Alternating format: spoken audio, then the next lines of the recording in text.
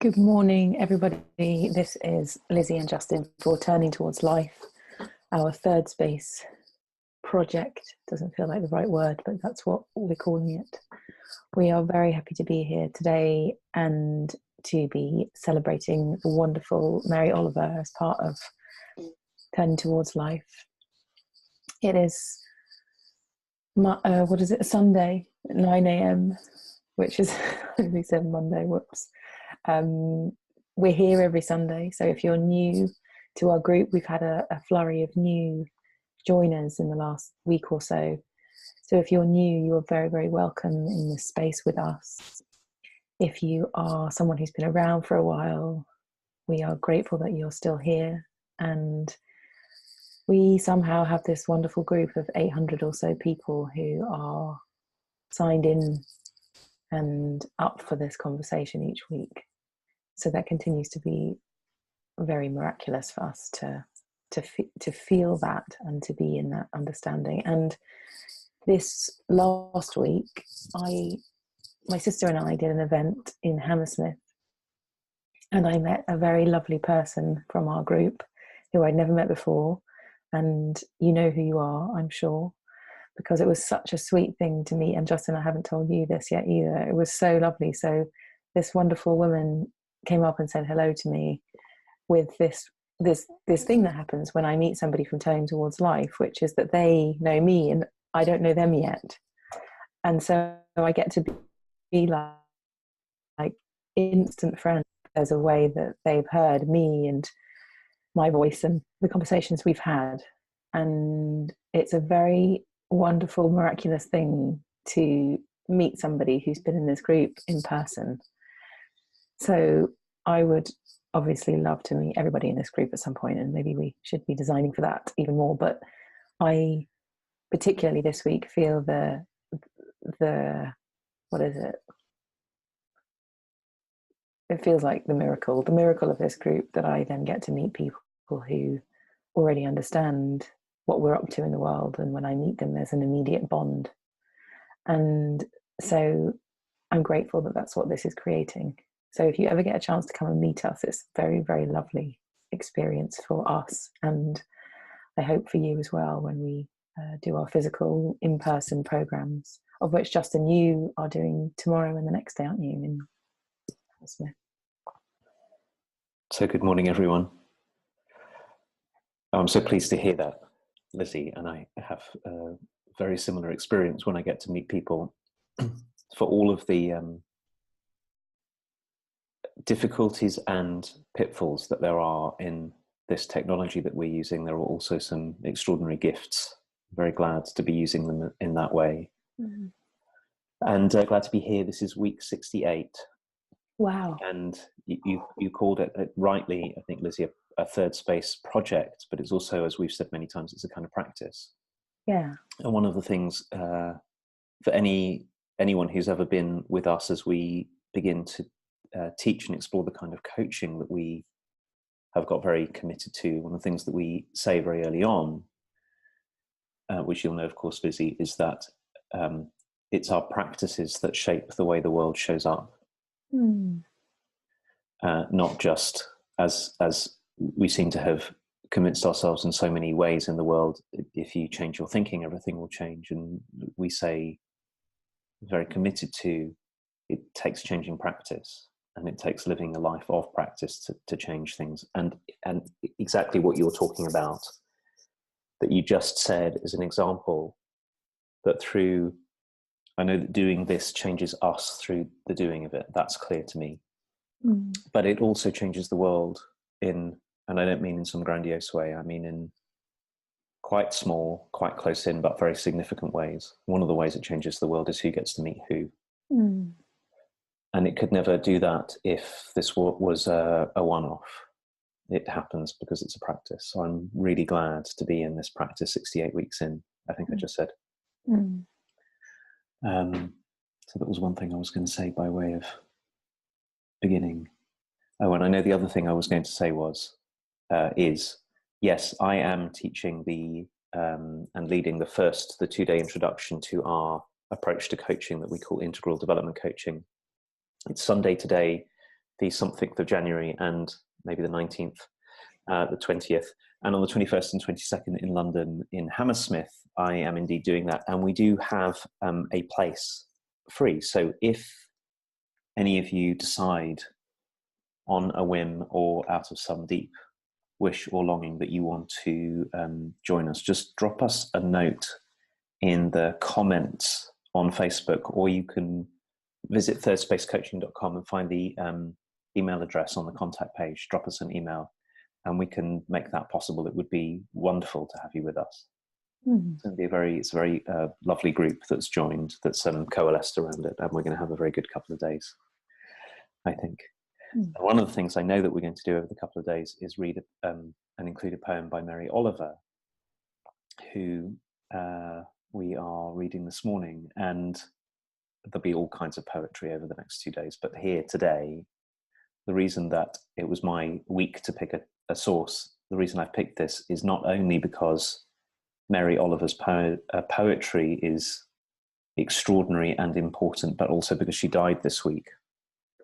So we, of course, found out that the flow of Mary Oliver poems into the world has ended. And that feels very significant. And I realized when I heard that she died, I had assumed that she would always be in the world. She was for me, one of these people. She'd been old for quite a long. She'd been old for as long as I'd known her poetry. So I kind of had it in my mind that she would always be around. So this comes because it feels like an important topic, and also out of gratitude for everything that she has brought. And a sense of wanting to say, if you haven't come across Mary Oliver's poetry before, please find her and see how many extraordinary poems she wrote and what they do in the world. So I'm just reaching for this now. It had gone away from my screen. Justin, you said that her poetry had stopped coming into the world, which of course her body's no longer able to practice writing poetry. So yes, that's true.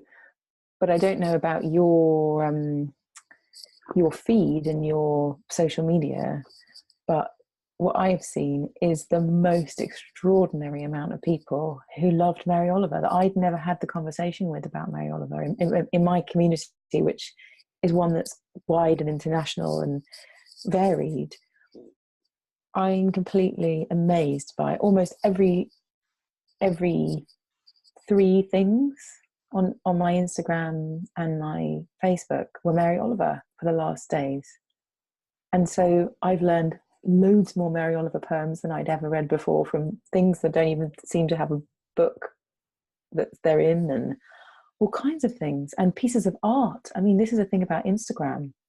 There are pieces of art made around Mary Oliver's work like you would not believe. Yeah. And I've learned so much about just how extraordinarily wide-reaching her work is, and into what kind of worlds. And so it's been a real foot on the accelerator of Mary Oliver this week for me, and I feel so grateful and so moved by just how grateful everybody is who knows her, and the outpouring of beauty in celebration of her life has been extraordinary. And of course, I knew it when I said it, actually, that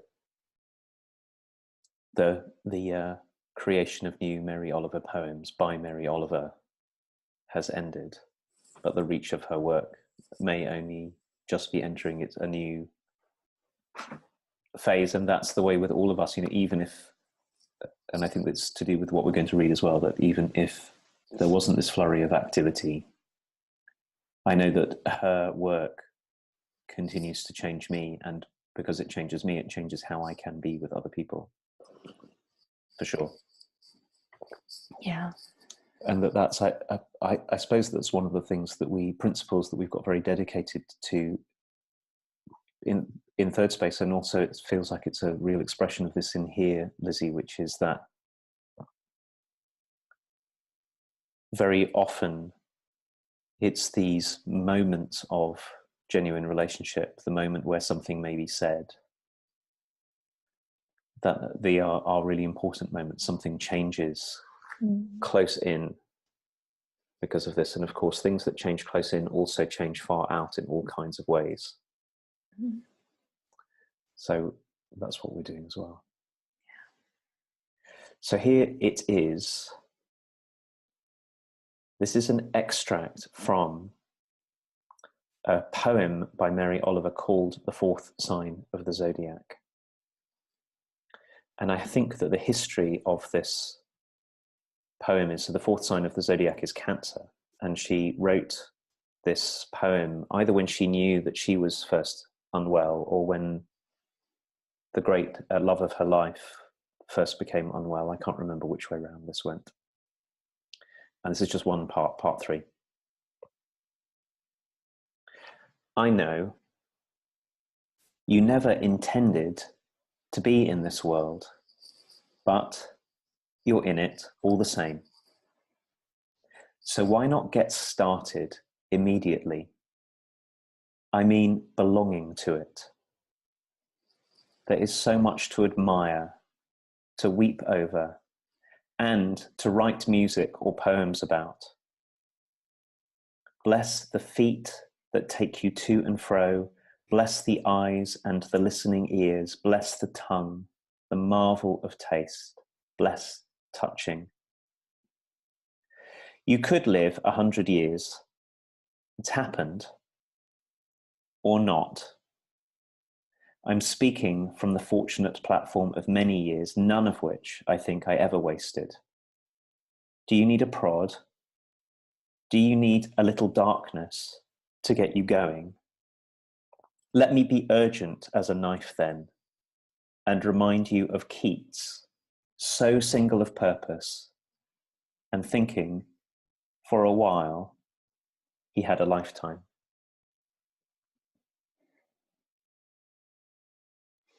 I know you never intended to be in this world, but you're in it all the same. So why not get started immediately? I mean, belonging to it. There is so much to admire, to weep over, and to write music or poems about. Bless the feet that take you to and fro. Bless the ears and the listening, bless the eyes and the listening ears. Bless the tongue, the marvel of taste. Bless touching. You could live 100 years. It's happened, or not. I'm speaking from the fortunate platform of many years, none of which I think I ever wasted. Do you need a prod? Do you need a little darkness to get you going? Let me be as urgent as a knife then, and remind you of Keats, so single of purpose and thinking, for a while he had a lifetime.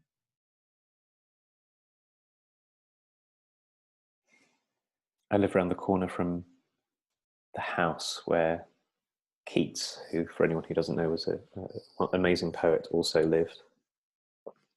Whenever I walk past his house, I often think about this, that he died when he was 20-something. And I think that's important to know in reading this poem. So one of the things I love about this, there are many, many things that I love about this, is the combination of darkness. Like, sometimes we really, really need to be reminded what the score is if we're going to live. And I certainly find this very helpful, just from my own lived experience, and then from remembering is it's so easy to go to sleep. It's so easy to think, for me anyway, to think today doesn't really matter, because I'll always have tomorrow and the next day and the next day and the next day and the next day. And often that's true. I do have tomorrow and the next day and the next day and the next day. But boy, is it not a given. And I don't know if Mary Oliver had, in her own life, in her own experience, or maybe she knew people who can do what I can so easily to do, which is to kind of zone out because life is hard and confusing and complicated, and I can't see where it's going, and I feel small, and it's just to want to hibernate until it's all over, which usually means until things get better. Until, I don't mean, usually when I'm like that, I don't mean till life is over. I mean, one day I'll know what to do. One day I'll have it all figured out, and then I can speak, and then I can write, and then I can touch, and then I can love, and then I can create. And so Lizzie, I know that I need Mary Oliver's urgency of the knife. Mm-hmm. To say, actually, today might be the day that I die. Easily could be. So what am I going to do about it? Yeah. I find it really, the encounter with the unknowability about our end or how things are going to go in her hands becomes wake up. Yeah. Mm. I feel somehow in this moment in touch with the fact that I love the word prod, and I feel like this thing of the knife and waking up is so true for me as well. And in some ways, I think you started out on this little idea of, well, what about on a Sunday morning at 9 o'clock, and it works for our schedules and it's not too disruptive for your family and my practices of being with people and things I do on the weekend and da, da, da, da. And I feel like we've ended up with a weekly prod, and the practice of prodding feels so important, and the practice of finding ways to be woken in the midst of an everyday sleep that is so easy to succumb to.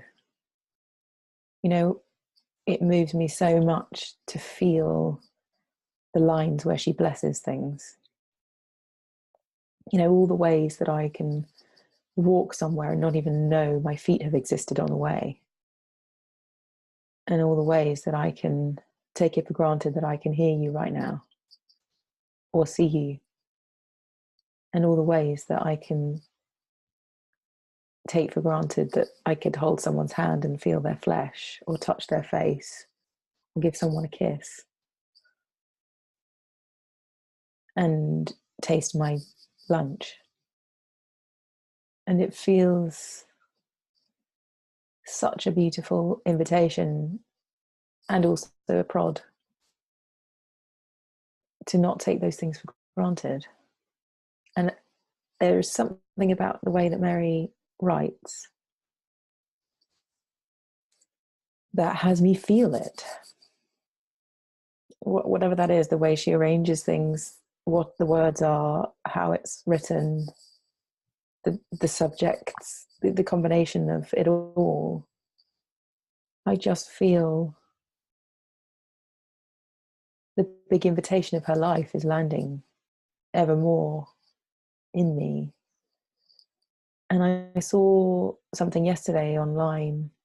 One of her famous quotes is, I'm probably going to get this wrong, but so what are you going to do with your one wild and precious life?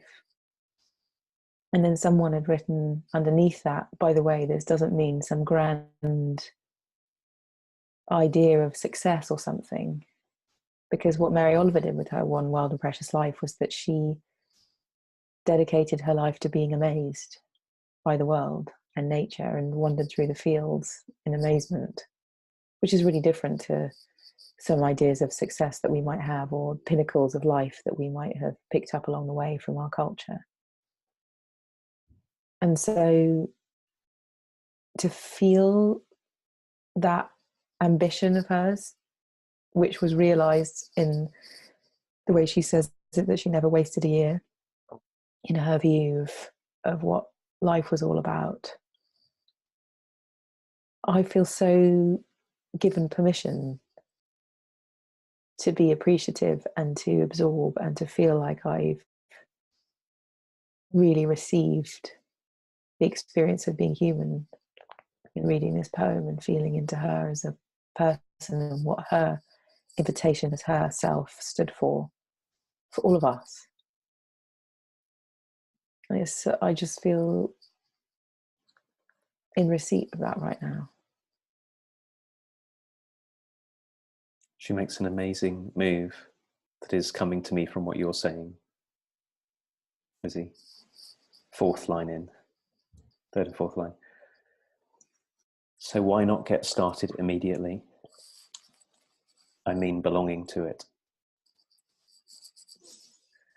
And it really struck me whilst you were talking in the way that you just were,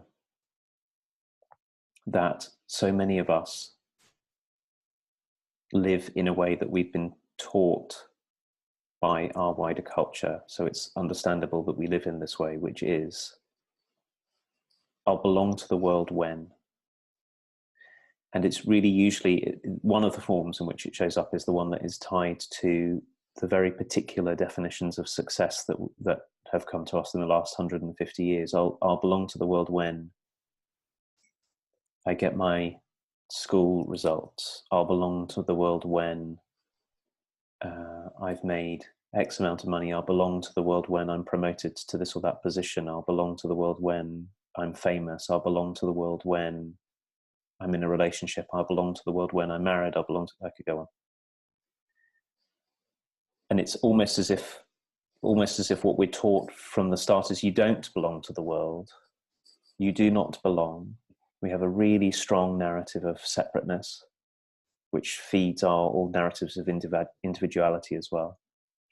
And we have lost mostly, I think, any of the practices or ways of being in the world that remind us that we are of the world, that we're born of the earth and we return to the earth, that we can never be separate from it. We're made from earth stuff.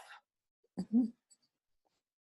But so much of that is invisible, and then our lives are always waiting to belong, and the negative comparison that comes from that, and the kind of misguided striving that often gets us into to belong. Yeah. So it's such a it's extraordinary that she can puncture that so quickly and say, get started immediately. Project number 1, belong. Yeah. And once we know we belong, we can start to see the world in the way that she says, blessing our feet and touching and tongue and taste. And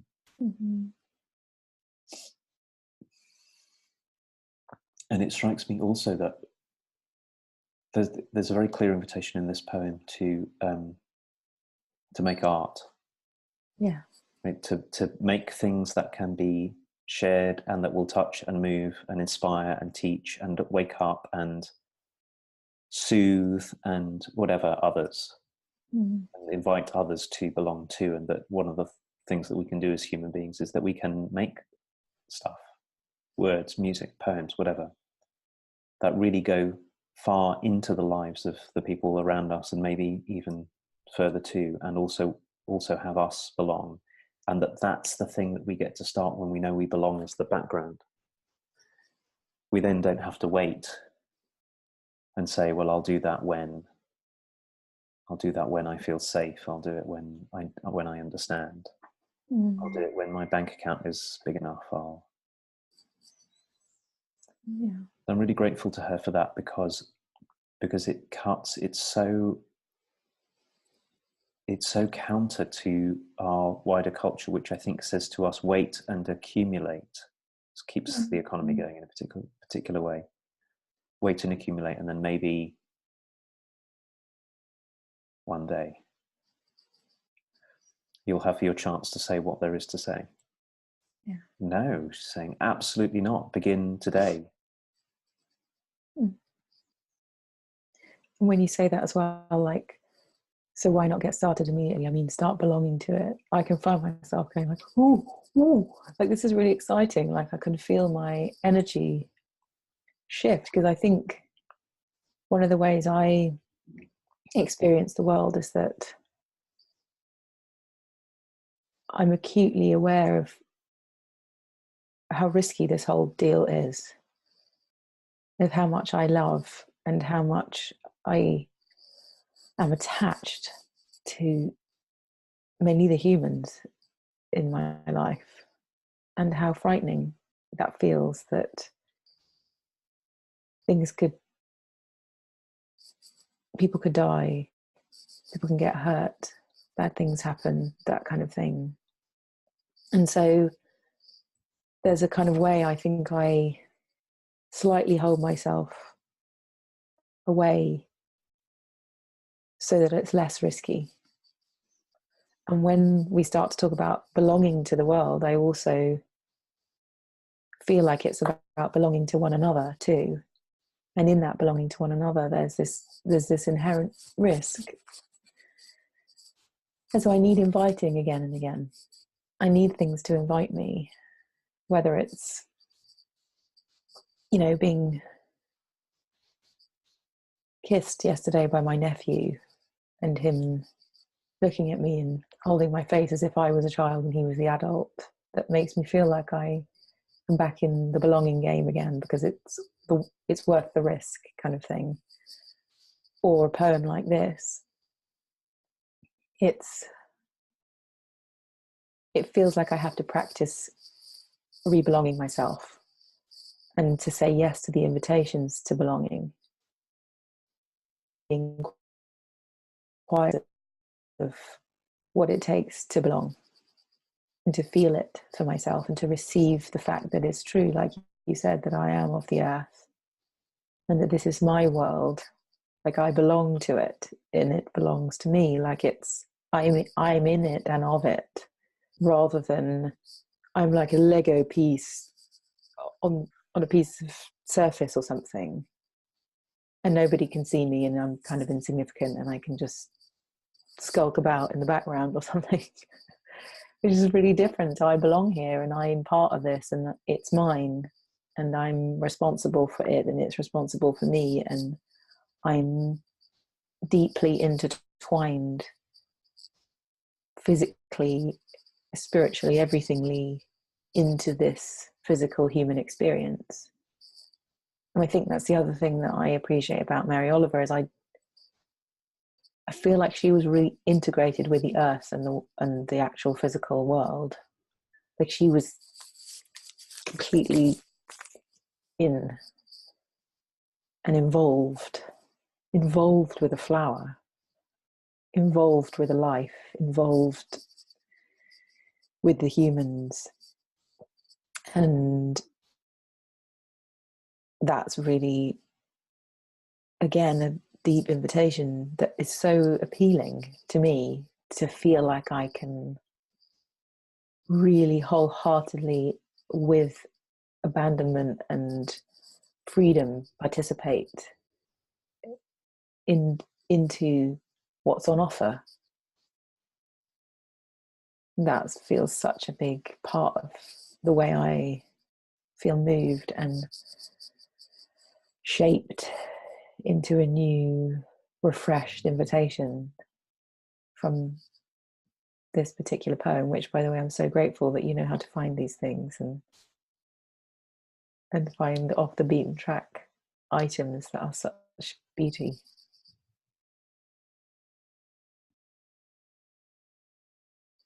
I've said this before, but something I learnt from Mary Oliver that I've learnt to do is to walk out of my house and find some trees, particularly when I'm afraid. And I feel like exactly as you were saying, Lizzie, so much can happen that's so frightening. I don't belong until I don't feel afraid anymore, until I've got it sorted. And to go and stand with trees. Trees are my choice because they're so big and so silent, and you can't discount them or miss them. And to get really close to a tree and to start to feel that I belong in the same way that the trees belong. And that I and the trees and everyone and everything that I know are really not so different to one another. And we all grew out of this earth. We're all sustained by this earth, and we're all not at all separate from it. And when I start to know that, when I start to feel that kind of belonging that I think was Mary Oliver's life practice, because it comes with that astonishment and amazement that any of this is here at all. What I find is that I can be afraid and I can still be present and take action. And I can love people and be in contact with other people without being so afraid for my own safety. Like I don't have to wait to belong with them. And then I find my capacity to write and to walk and to sing and to teach and to love and to touch and all the things that she's talking about. It undoes the separation that I so easily feel.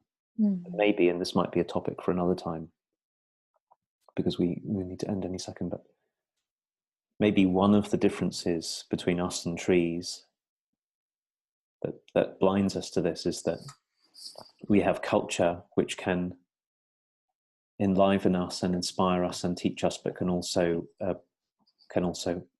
cover things up. And the other thing that's quite different to trees is that we're born, so we get physically separated from the bodies in which we've grown.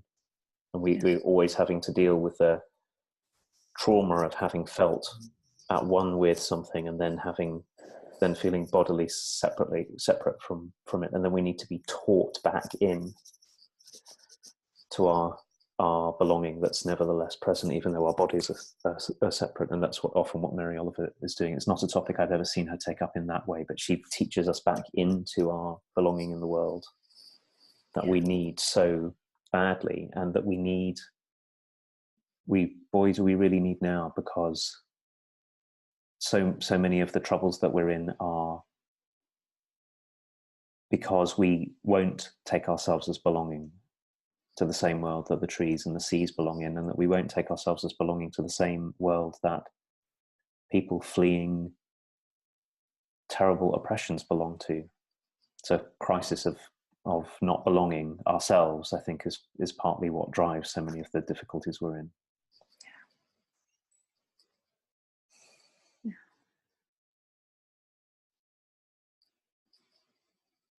So I know that we're at the end for today. I don't know if there's anything else you want to say, Lizzie, before we close. No, I just want to appreciate that this makes my day different. You know, just to get here, to sit here, to be open to our sources, and to be in conversation with you, and to be in service of ourselves and whoever else is with us here in the listening, in this moment, whether now or at some point in the future, if somebody's listening to this. Somehow it meets a hell of a lot of criteria of having me be invited into a continued deepening of my life. And I'm really, really, really grateful for that. Me too. And thank you to everyone for being with us. As Lizzie says, either now I can see that people have been joining us live this morning, but I know many people also come back later. So we're glad that you're with us, whichever way you find your way to us. And final reminder that if you'd like to join me in London tomorrow and Tuesday, the 21st and 22nd, drop us a note. And we'll see you all next week. Bye, everybody. Bye.